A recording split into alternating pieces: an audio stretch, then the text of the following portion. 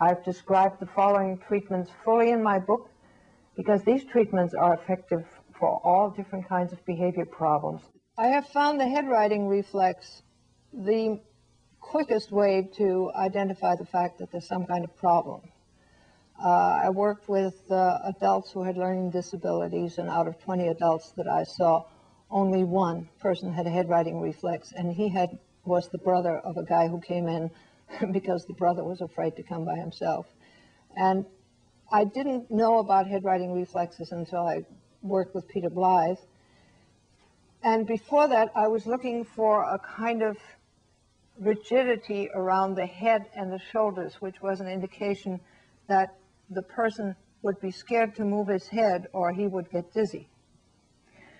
So later on, I found this true, that very, very few of the kids that we saw had a headrighting reflex. And I'll explain in a minute why that's so terribly important. Janet, I'd like you to focus on that point near the camera there. Are you facing it directly? That's better. Okay, I'm going to push you forward, and way back. Okay, now Janet's doing that just fine. Now I'm going to do it sideways. Just keep looking at it. Now there's a headrighting reflex. That's a good one. All right. And now do it with your eyes closed. Pretend you're looking at it. Do you see it in your mind's eye? Mm-hmm. Okay, I'm going to push you forward. I'm going to push you back. Okay, I'm going to push you sideways. There you go.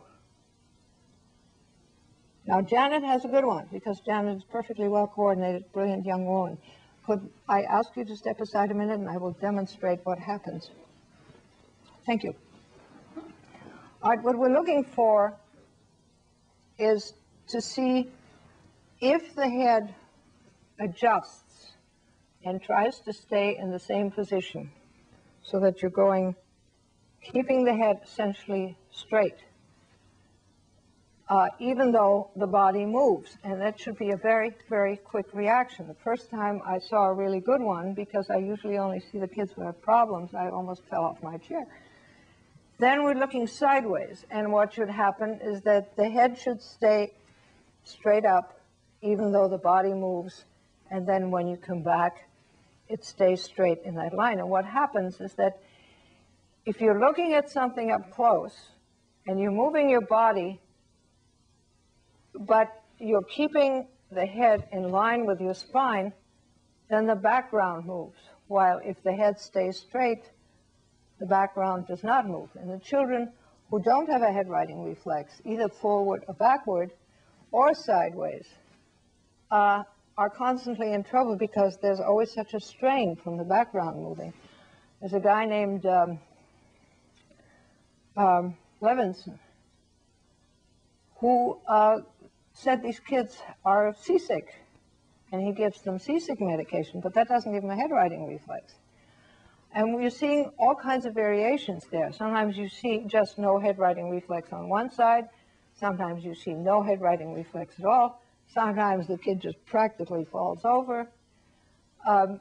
The very, very good explanation of all of this is in Sally Goddard's book, The Teacher's Window into the Child's Mind. If the child has a headrighting reflex on the side, but then when it comes back, the head doesn't straighten back out, you get the same problem of a background movement, and the child is again constantly under stress. So that, Florence Scott tells me, is a sign. No, it wasn't Florence Scott. I think it was Peter Blythe. Said it's a problem in the cerebellum. So we know we have to do the kind of exercises which would stimulate the cerebellum. This test is one of the most important tests in evaluating whether a child has problems. You can almost just take that test and nothing else and go ahead, do the therapy, and then when the child becomes more relaxed, more willing to work with you, then you can do the rest of the tests. We look, or we ask, does this child throw with the right hand, throw with the left hand? What are the reactions to light? Does the right side react faster or slower? Does the right side tell the left side when to close up? we check to see what foot the child uses. And Lyle Palmer taught me this, that if you ask a child to write his name with his foot, the child will go to that foot which he should be normally dominant. In other words, you can teach a child to be right-handed, but you don't usually teach the child to be right-footed. And so this is a very good indication which way this child should go. Then we also check for visual pursuit. Can this child follow a target? Can this child follow a target this way? Very often you see these little clicks when the child gets to the middle. It starts with one eye and then switches over to the other eye. There may be problems with saccadic eye movements. There may be all kinds of problems visually. Sometimes the child cannot look down and go up. He may lose everything above the horizon. We know there are visual problems. Many of these will disappear as we do the exercises. After the exercises have smoothed out the lower levels and everything is functioning on a lower level, then we can still send the child to a vision specialist and make sure that that visual system is working properly.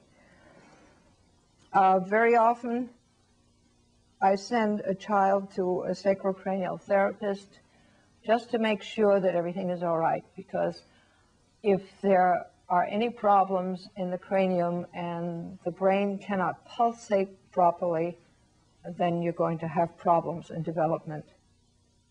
I also check for the nutritional status of the child. We look at the fingernails. Are there cracks in the bottom of the nails? Are there white spots which indicate there's a zinc deficiency? Then, if necessary, we call in a nutrition specialist. Autistic children often have trouble absorbing food. Autistic children often have trouble with allergies. So we bring in all different kinds of things. We use behavior modification. It's just part of it, but without the neurological background, none of that stuff will work.